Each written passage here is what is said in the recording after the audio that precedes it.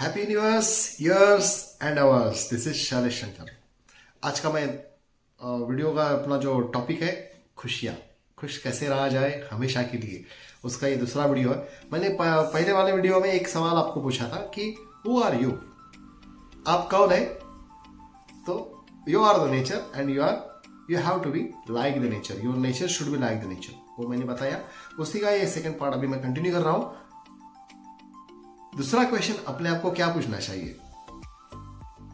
तो वो है कि हम यहाँ किस लिए आए हैं, किस लिए आए हैं हम यहाँ पे, ये जिंदगी का मकसद क्या है, क्या है, किस लिए आए हैं। ये सोचा है? तभी तो कुछ नहीं है ना भाई, ये सोचो पहले। सोचेंगे तो उसका जवाब एक ही है। कोई बोलेगा हम पैसा कमाने के लिए आए, कोई बोले हमको वर्ल्ड टूर पे जाना है, कोई बोला हमको BMW में घूमना है, कोई करोड़ों रुपए कमाना है। अरे ऐसा कितना आए और कितना कमा के चले गए, क्या खुश थे? तो खुश वही रहे पाए हैं हमेशा के लिए जिन्होंने ये यहाँ पे आने का मकसद, जिन्होंने पता किया, और जिनको वो मकसद पता होने के बाद वो मकसद को जिन्होंने सही आयाम दिया, वही लोग हमेशा के लिए खुश रहे और अपने निशान पीछे छोड़ गए। तो what is the purpose of our life, हम यहाँ पे क्यों हैं? जहाँ तक मेरा नॉलेज है, जहाँ तक मैंने पढ़ा हुआ है, तो मेरा तो एक ही कहना है कि हम लोग इसलिए यहाँ आए हैं, जो हमें चाहिए वो दूसरों को देने के लिए, और दूसरों को देने में जो खुशियाँ उनको हम बांटते हैं, वो खुशियाँ उनके आंखों में देखकर हम खुश रहने के लिए यहाँ पे आए। बस मेरा तो यही पर्पज है ऑफ द लाइफ। दूसरों को जो चाहिए वो खुद को भी चाहिए, खुद को चाहिए वो दूसरों को चाहिए, बहुत सी चीजें सबको चाहिए चाहिए चाहिए, बराबर।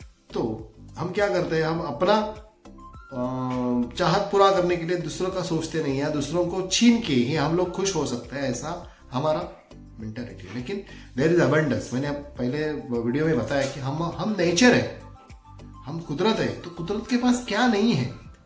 देयर इज अबंडेंस, प्रचुरता है। फिर हमारे पास शॉर्टेज क्यों है, हमारे पास लैकिंग क्यों है? क्योंकि हमारे यहाँ पे लैकिंग है। तो ये लैकिंग मैंने ओपन अप किया, हम लोग कुदरत जैसे बन गए, हम लोग कुदरत से कनेक्ट हो गए, तो फिर abundance is abundance, everybody is abundance. तो हमको कमी क्या है? और उसकी शुरुआत किससे होती है? उसकी शुरुआत आज और अभी खुश रहने से होती है। और आज और अभी हमको तुरंत यदि खुश होना है तो दूसरों को खुश करने की कोशिश तो कीजिए, दूसरों को कुछ देने का सोच के तो देखिए। हम लोग दूसरों को जब देते हैं ना, कुछ भी जो भी है मैं बताऊंगा, तो देने के बाद उनके चेहरे पे, उनके आंखों में जो खुशियां रहती है, उससे हम लोगों की खुशियां हमेशा के लिए हम लोग खुश रह सकते हैं, हमेशा के लिए। एक बार नहीं, देने के बाद तो जब देखेंगे तब खुश हो जाएंगे, वो भी और हम भी। और वो सोचने के बाद, वो याद करने के बाद भी हम लोग हमेशा के लिए खुश रह सकते हैं। That is the purpose of our life, कि दूसरों को खुशियां बांटते बांटते खुद खुश रहना, खुद की खुशियां ढूंढना, दूसरों की खुशियों में अपनी खुशियां ढूंढना। That is the purpose of life. आप बोलेंगे आप तो प्रवचन कर रहे हो, आप तो कीर्तन कर रहे हो, ये तो कोई महात्मा ही कर सकता है। नहीं भाई, मैं तो कोई महात्मा नहीं हूँ, आप जैसे सर्वसामान्य हो। कल का ही बात बताऊंगा। कल हमारे यहाँ पे एक वर्कर्स आए हैं विजापुर से, जिसको हम लोग लमानी बोलते हैं। वो लोग आए हैं, वहाँ पे कुछ कुआं खोदने का काम वो करते, बहुत मेहनत का काम रहता है बेचारे, और बहुत मेहनत करते हैं। और ऐसा छोटा सा एक झोपड़ा बना के वहाँ पे रहते। तो मैं और अपनी मेरी वाइफ बच्चों को लेके हम लोग वहाँ पे बाजू में स्कूल है, उसको स्कूल में बिठाने के लिए गए, छोटा मेरा बच्चा। तो वहाँ पे उससे भी एक साल से छोटा बच्चा जस्ट नदी पे जस्ट आए थे, वो लगता है परसों आए होंगे यहाँ से, बीजापुर से कल आए होंगे हमारे यहाँ पे रत्नागिरी में। हाँ, तो वो नदी में ठंडे पानी से वो नहा रहा है, और उसकी बड़ी बहन शायद थी, वो उसको वही ठंडे पानी से नहला रही थी। और उसकी और 1 या 2 साल से बड़ी उसकी बहन उसके साथ वो कपड़े धो रही थी, और सबसे बड़ी वाली बहन उसको नहला रही थी। तो मैं गाड़ी रोक के और उसको, मेरे वाइफ को मैंने बोला कि देखो रेखा, हमारा ये बच्चे से छोटा 1 साल से, और हम पानी गर्म करते हैं, उसको नहलाते हैं, फिर उसको सर्दी ना हो जाए स्वेटर पहनाते हैं। अरे ये तो बच्चा नदी के पानी में नहा रहा है। तो मुझे ना थोड़ा सा बुरा लगा। मैं बोला लेकिन वो बच्चे के चेहरे पे स्माइल थी ना, और मेरे बच्चे से वो हेल्दी है और 2-3 किलो ज़्यादा रहेगा 1 साल से छोटा हो के भी। मतलब that is the strength given by the nature, क्योंकि वो नेचर में रहता है। फिर भी बच्चा है ना, तो हमने उनका देख लिया पूरा घर में, वो झोपड़े में उधर देखा तो ना ही उनके पास पूरा कपड़ा था ना कुछ था। तो मैंने वाइफ को बोला कि हम उनको खुशियाँ दे सकते। तो वाइफ को क्लिक हो गया। तो बोली हाँ, हमारे बच्चे के बहुत पुराने कपड़े हैं। हम लोग आए वैसे ही तुरंत अलमारी में गए, परसों का बात है। अलमारी से पूरा कपड़ा जो पुराना वाला था पूरा निकाल दिया, मेरा और मेरे बच्ची का भी। वो बड़ा छोटा बच्चे के लिए भी और मेरे बच्ची भी 10 साल की है उसका भी, उसके भी निकाल दिए पूरे 2 थैली भर के। हमारे अलमारी में ऐसे पड़े हुए हैं जो कपड़े हमने 1 साल में यूज़ नहीं किए, ऐसे ही अलमारी भर के पड़ी हुई है। तो वो निकाल दिए और 2 थैली लेके हम लोग वहाँ पे गए। और जो बड़ी बहन थी, वो बड़ी बहन को हमने बोला ये थोड़ा कपड़ा आप पहन सकती है क्या? बोले हाँ क्यों नहीं है, दे दीजिए ना। तो वो इतनी खुश हो गई, इतनी खुश हो गई। तो सबसे पहले वो जो छोटा वाला बच्चा था वो दौड़ दौड़ के उधर आ गया और उसने ना वो देखा तो पहले स्वेटर निकाला जो मेरे बच्चे का पुराना स्वेटर था और पहन लिया। तो इतना क्यूट दिख रहा था वो। तो हमने क्या किया, मैं देने की बात कर रहा हूँ, आप बोलेंगे ना दे दूसरों को देने की सोचो, दूसरों को देने की सोचो। जेब से खर्चा नहीं करना पड़ता है भाई। ऐसी बहुत सी चीज़ें हैं जिनको हमारे ज़िंदगी में और डे टू डे लाइफ में कोई वैल्यू नहीं रहती है, ऐसी चीज़ें पड़ी हुई रहती है, वो दूसरों के लिए बहुत बड़ी रहती है। उनके मतलब उनके लिए बहुत वैल्यूबल रहती है। हमारे यहाँ पड़े हुए कपड़े थे अलमारी में, 1 साल हम यूज़ नहीं कर रहे थे, उससे हमने खुशियाँ उनको दे दी और उनकी खुशियाँ देख के हम लोग बहुत खुश हुए। मेरे वाइफ ने फिर उसको बिस्किट भी दिया था, कुछ लड्डू भी दिए थे। उधर का उधर उसने खाना शुरू किया और जो हंस रहा था ना बच्चा, कसम से, मतलब मेरे बच्चे से भी 1 साल छोटा है, लेकिन वो खुशियाँ जो उसके आंखों में थी, वो दुआ उसके आप बोल सकते हैं, वो आशीर्वाद बोल सकते हैं। भगवान किधर है भाई?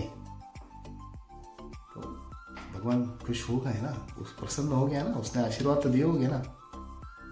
तो खुशियाँ हमने बांटी, उनके खुशियों में हमने खुशियाँ ढूंढी।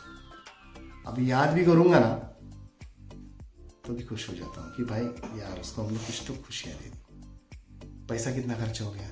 कुछ भी नहीं। तो ऐसे बहुत चीज़ें कर सकते हो। अभी आप दूसरा मैं एग्जांपल बताऊँ, मैं कभी होटल में जाता हूँ ना, तो हमेशा बिल मेरा कितना भी 100 रुपये, 200 रुपये, 400 रुपये रहना दो, तो वेटर को मैं टिप उसका 20 रुपये, 25 रुपये, 50 रुपये जो भी है उसको बुला के देता हूँ, भाई ये रख ले। और दिवाली रहेगा तो हैप्पी दिवाली बोलेंगे, नया साल रहेगा तो हैप्पी न्यू ईयर बोलेंगे, कैसे हो, क्या हो, कैसे हो, पूछेंगे उसको, तो उसको बहुत खुश होता है वो। तो ऐसे छोटी छोटी चीज़ों में आप खुशियाँ बांट सकते हो। यदि आप टैक्सी से जा रहे हो, अपना बिल कितना हो गया है भाई, 90 रुपये हो गया है, 100 रुपये दे दो ना, 10 रुपये से क्या फ़र्क पड़ता है? उसको बोले यार भाई आप रखो 10 रुपये। बहुत हॉनेस्ट लोग रहते हैं, वो लेते नहीं, उनको बोलने गया मैं दिल से दे रहा हूँ, ये मेरा आपको प्रेजेंट, आप 10 रुपये के कैडबरी ले लो, अपने बच्चे को दे दो, ऐसा बोलो उसको, तो लेगा वो, पक्का लेगा।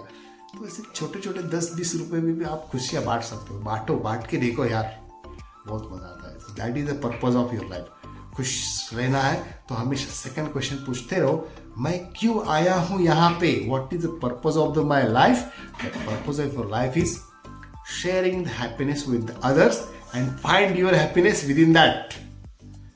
आपकी खुशियाँ उसी में है, आपका जिंदगी का पर्पज़ उसी में है कि दूसरों को खुशियाँ बांटते बांटते हम खुद खुश रहना। करके तो देखो भाई, पैसा नहीं जाता है उसमें, दानत होनी चाहिए। देने की आदत डाल दो तो आने का आप हिसाब नहीं रख पाओगे।